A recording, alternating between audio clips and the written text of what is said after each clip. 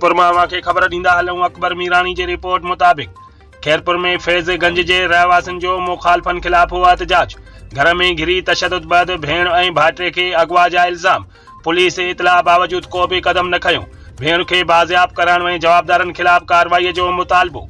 तालको फैज़गंज के इलाके जफराबाद कंडियारे जी रहवासन मुस्मात हाजानी ज़ाल वकील सियाल खैरपुर पहुंची साफ़ इनाडो मुखालिफ धुर जे जवाबदारन अकबर सियाल, मुस्मात शमा सियाल, मुस्मात अमीना सियाल ऐं ॿियनि खिलाफ ऐं उकरी पुलिस जी सुस्त रवैये खिलाफ एहतजाजी मुज़ाहिरो कंदे दाहियो त जवाबदारन अकबर सियाल पंहिंजे साथियुनि मुस्मात अमीना, मुस्मात शमा ऐं ॿियनि संदसि जे घर में घिरी घर भातियुनि मथां तशद्दुद बैदि संदसि जी भेण मुस्मात राबिया बेवा एजाज सहतो ऐं मासूम पुट समेत अगवा करे विया आहिनि। हुन ॿुधायो त उकरी थाणे जी पुलिस वटि जवाबदारनि खिलाफ NC दाख़िल कराई आहे, मगर पुलिस को भी कदम नथी खणे। उल्टो जवाबदारन मूंखे मारण ऐं कूड़नि केसनि में फासण जूं धमकियूं ॾेई रहिया आहिनि।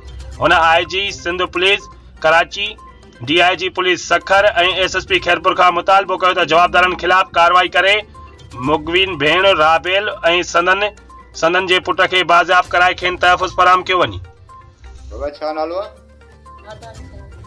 कंहिंजी घरवारी आहियो? वकील सियाल। किथों जा वेठल आहियो? तालको फैज़गंज कंडियारी गोट जी। छा मसलो थियो बाबा?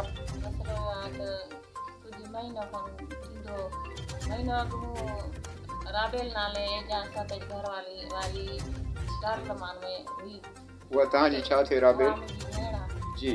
वो आप कटरा जी दारुलमान का तव्हां पाण वटि रही? मां पाण वटि रही जी जी। उन खां पोइ मूंखां अकबर साल, अमीना साल ऐं शमा साल हकीम जी साल जो पुट अकबर हाँ वो मना मूंखां मारे कुटे तशद्दुद करे मूंखां ज़ुल्म करे मूंखां घर टुटी अंदर मूंखे मारे कुटे मूंखां खसे विया। अगवा करे खणी विया आहिनि तव्हांजी भेण राबेल खे? हा, ऐं हुनजो नंढड़ो भाउ आहे हुनजे नंढे पुट खे बि? जी बाबा। पोइ तव्हां पुलिस वग़ैरह ॾे विया? पोइ मां गजरे राणीपुर जी जी। पोइ वरी जेको आहे हुन वारी मूंखे मोकिलियो थाणे ते।